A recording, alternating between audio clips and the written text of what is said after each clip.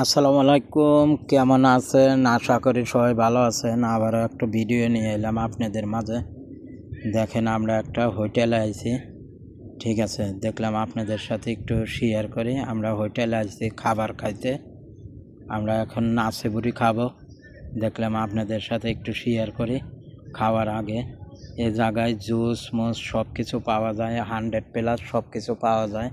তো অবশ্যই কে কোথায় থেকে দেখছেন ভিডিওটা শেয়ার করে দিবেন, পাশে থাকবেন, আর একজনকে দেখার সুযোগ করে দিবেন।